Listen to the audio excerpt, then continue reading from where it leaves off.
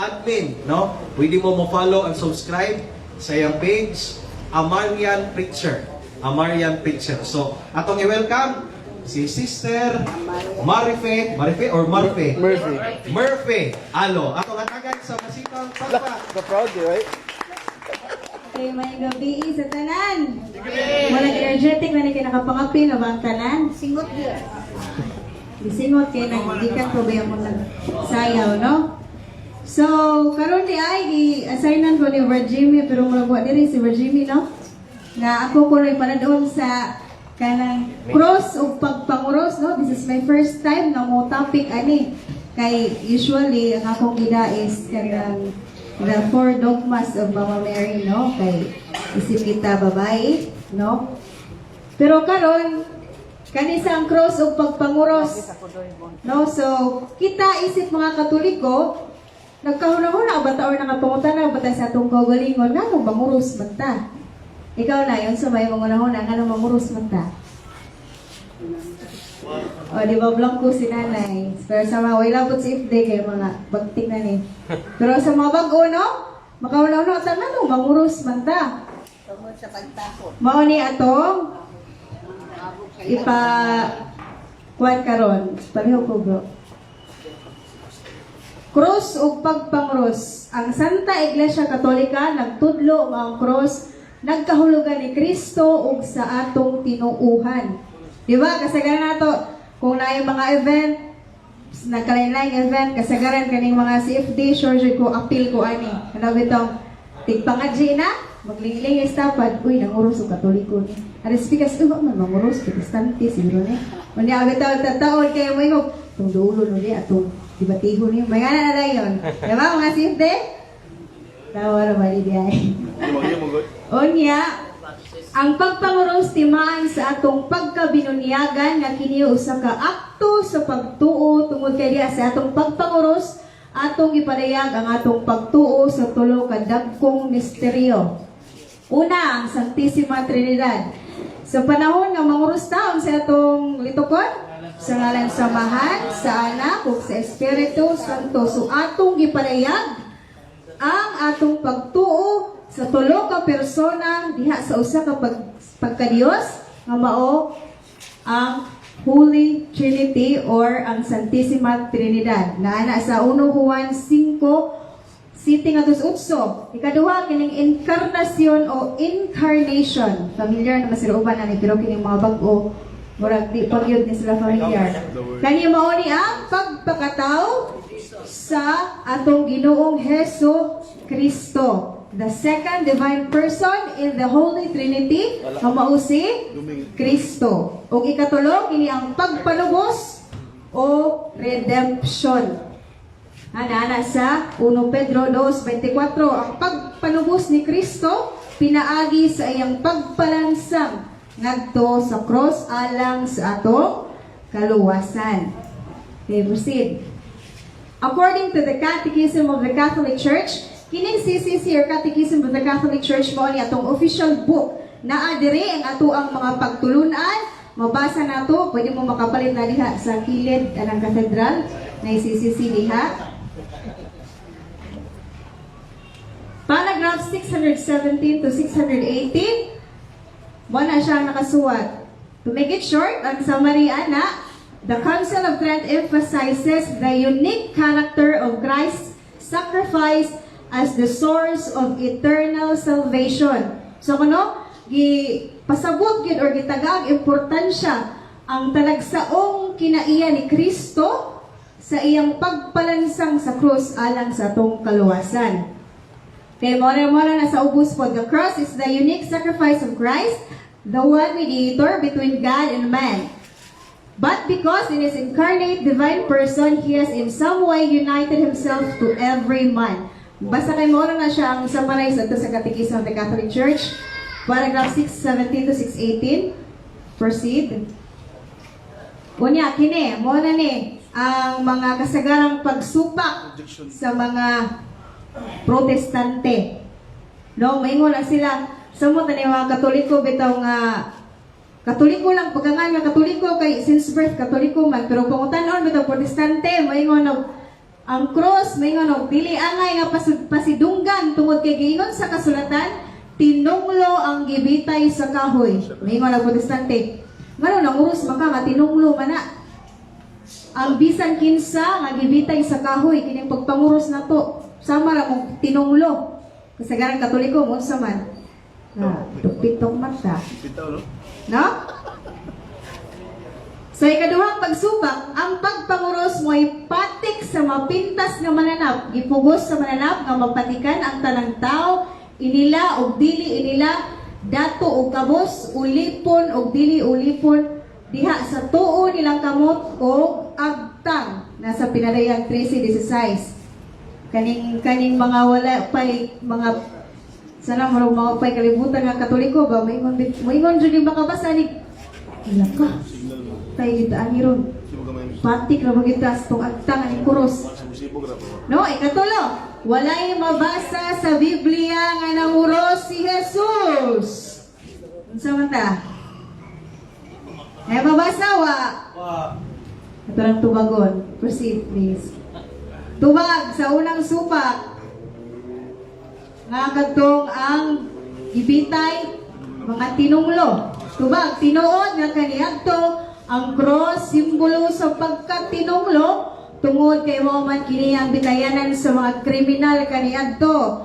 Apan sa pag-abot ni Kristo, ang plano sa Dios giluwas kita pinaagi sa pagpalansang ni Kristo ngadto sa cross. Busa nahimo na kini nga simbolo sa atong kaluwasan, no? So kaniadto kung tinunglo man gani pagkakaroon sa panahon nga nagpalansang na si Kristo, mauna kini ang simbolo sa atong kaluwasan. Pero ang mga protestante niini moingon nga ngano magsige man mugdumdum ang cross nga nagpahinumdum ra man na sa kasakit ni Kristo.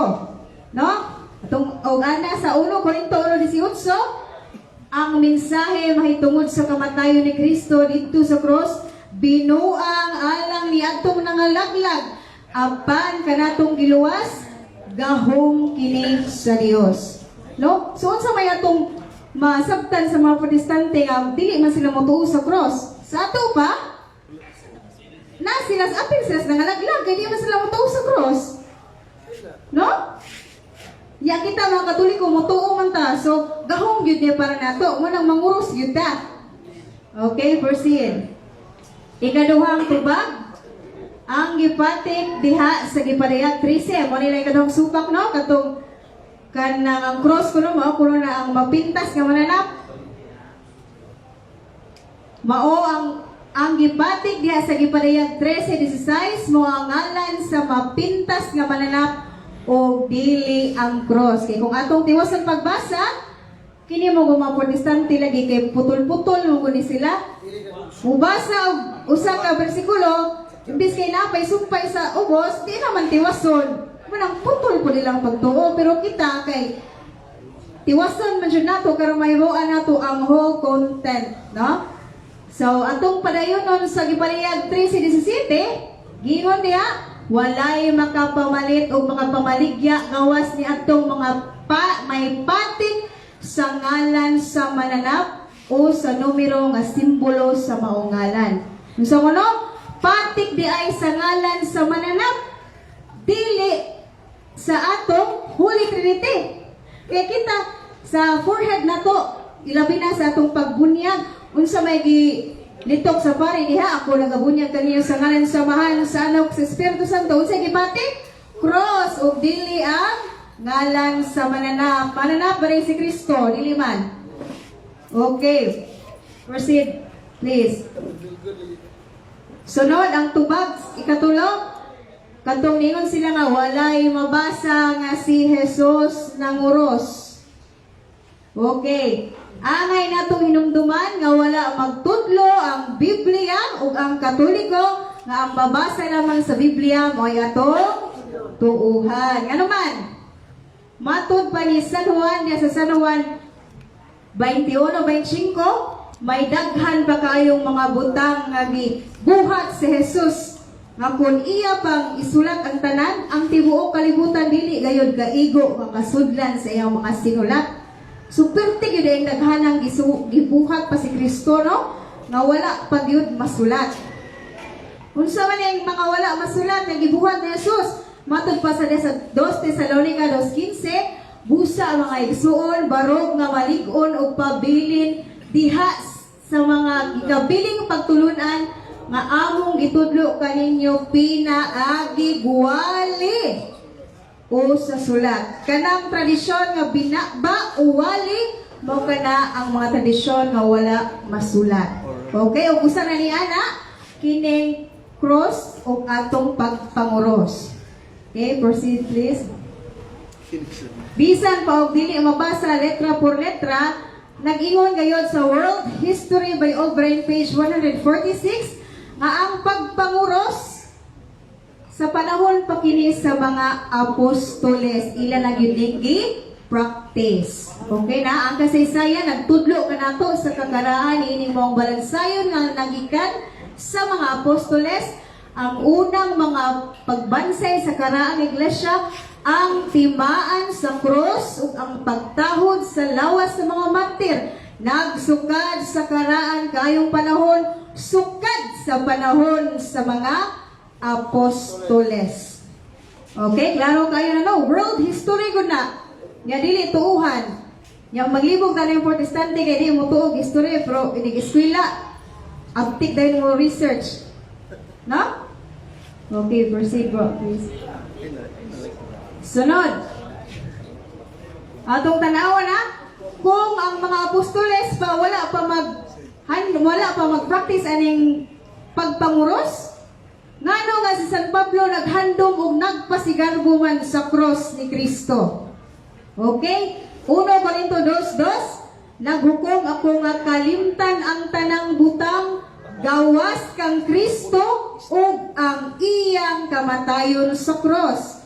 Susama nato nga mga Katoliko, kita kanunay nga naghandom sa kamatayon ni Kristo sa cross. Apan ang mga Protestante dili sila ana.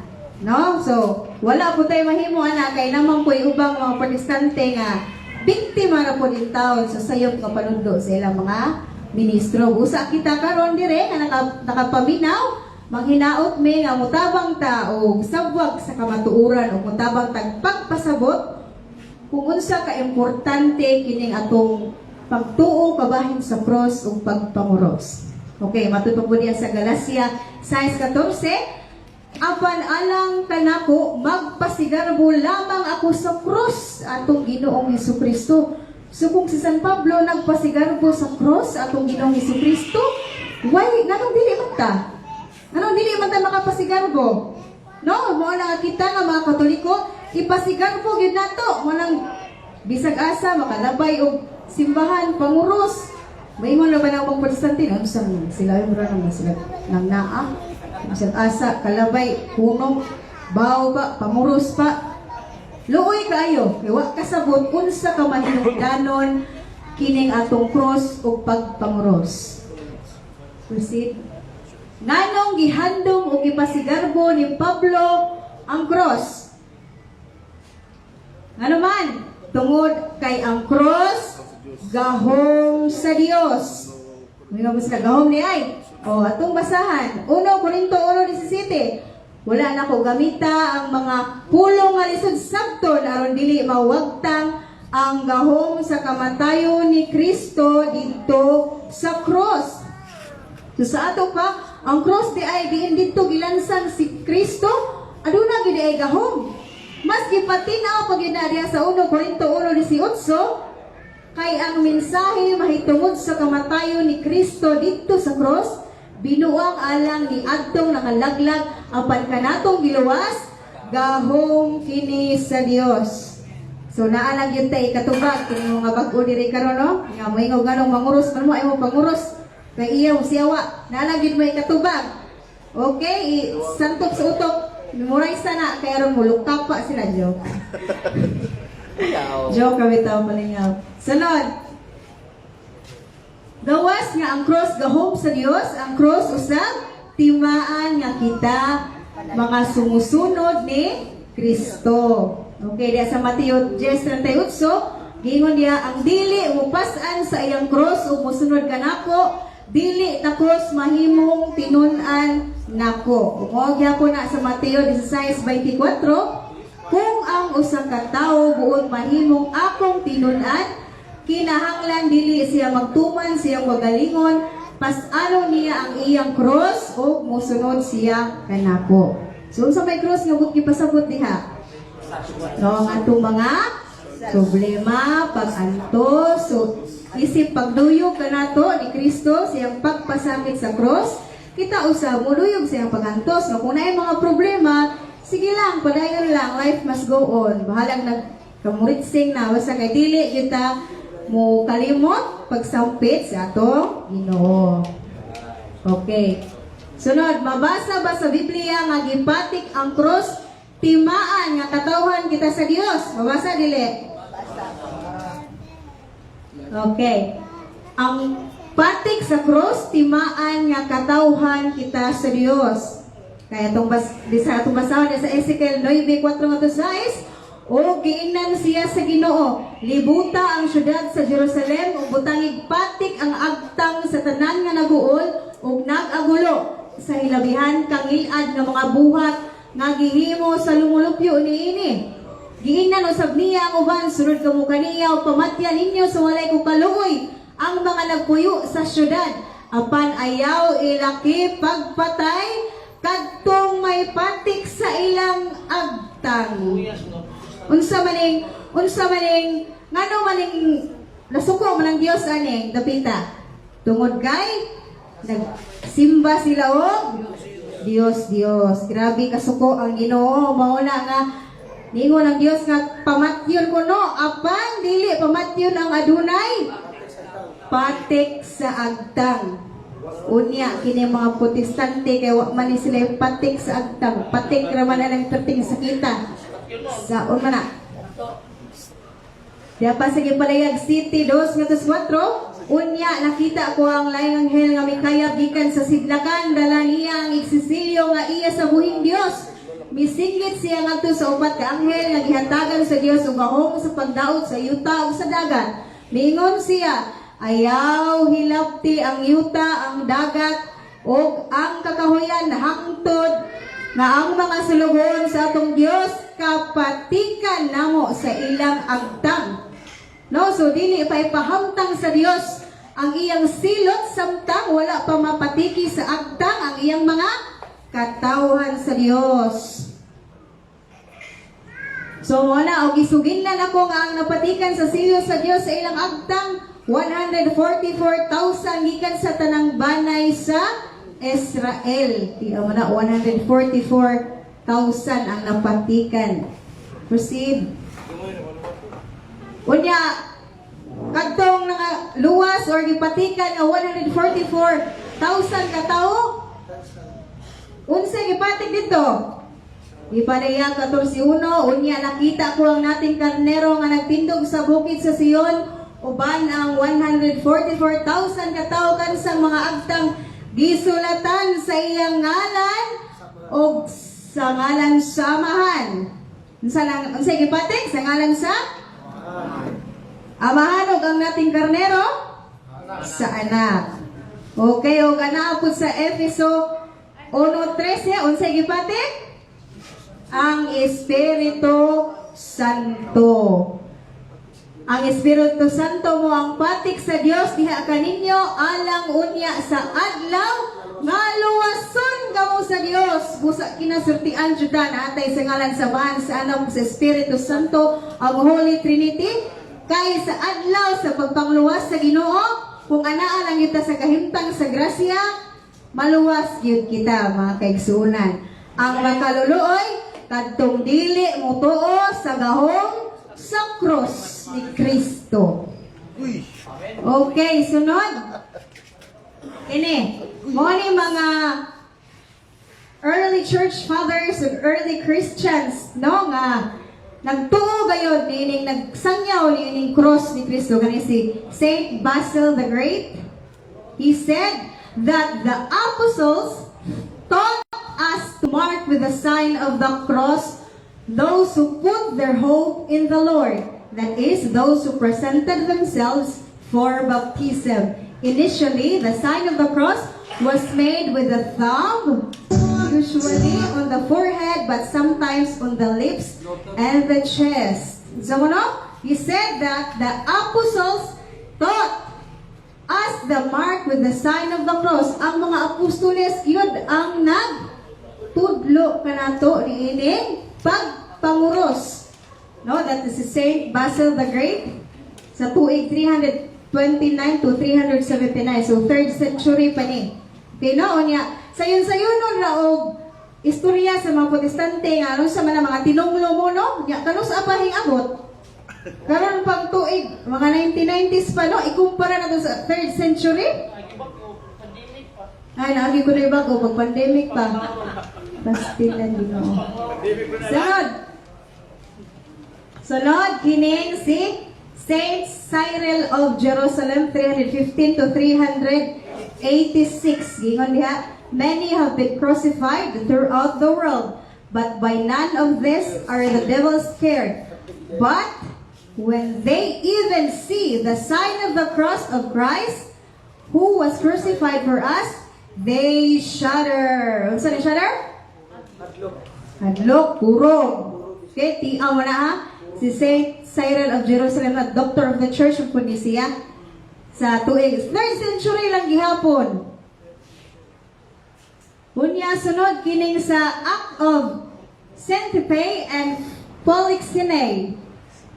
No, sa paragraph 10, 270 AD, ingon diha, and Paul perceived her prayer and made the sign of the cross, and for several days the people entered unhindered, and as many as had sick and vexed by unclean spirits brought them, and all were healed. Kani si Acts, kani ba daw si Santa Fe and Polyxena? Kuha ni sila, akto gid sila, diha gid sila sa panahon nga nagwali si Apostol Pablo. Oh, so grabe kayo ni. Dako, nagaini siya nga, ebidensya na to nga ang cross is apostolic succession gihapon ni siya, no? Kining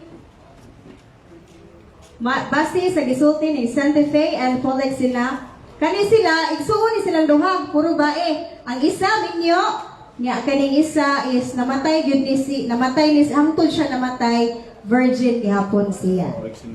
Oh, tiaw mo na. So grabe siya ka holy. Unya, kini mao po ni kani mao ni kasagarang atake sa mga Protestante, Constantine the Great, founder of the Catholic Church. Patay na ni. Isa may itong isulti ani. May desires ka papa na yan. Mao ni ilang pasangil nga si Constantine Coromaoy, founder, pero i-search sa good na ninyo. Naman si Mr. Gogolo, atong ipatrayo. Kinsa si founder sa Catholic Church. Nakailo na bro? Di galay pa ka. Oh, atong kuan mo na rin bro. Kinsa si founder sa Catholic Church kay nara kay ilahamang ang ipamugos na gani kuno si Constantine the Great. Wala sila kabaw sa history ani siguro. Manaato na po mahibawon. Pero na may uban nga nakaibaw na pero pride na lang ba? Pride na lang. Yan, sama mo na nato. Di man punta makapugos sa ilang pride. Sala mag-comment ba? Oh. Di mo ni among kuan sa pangalan ni sa gali ni gibanto aning badalan. Kayo magwali niya itong mangga.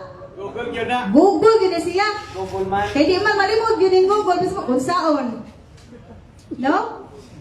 With due respect sa atong buwan. By the way, nakalimot ko ganiha kay tanaw po kus oras nga tuan. Kaning ang katong ay sorry. Okay, Google. Okay, Google. Okay, Google. Who founded the Roman Catholic Church? Ay, kapoy na bro, natulog na. May signal. Basig bataw gina, Brad. Who founded the Roman Catholic Church? Jesus Christ. According to Catholic World Mission, Jesus Christ founded the Roman Catholic Church during his earthly ministry around 30 AD. Dili kibulay yun. Okay, maayo nang maklaro ha, nga dili si Constantine the Great ha, basin ba og naay kaog naay ni babusali ani karon nga walihan nga ay tuwa na katulig kay Constantine na may gakuan na. Ay mo tuwa na kay i-google lang ninyo ang nalang nga moingon nga si Constantine wa inyong founder ing nalang nga na kay Google na ay na kay Lord Brad i-google mo na to be aron mailhan nga na bali ba kay moingon nag wa man koy Lord nga na. Mo ni siya, kinsa ni si Constantine the Great? Mo ni siya, usa ka na bantog nga emperador.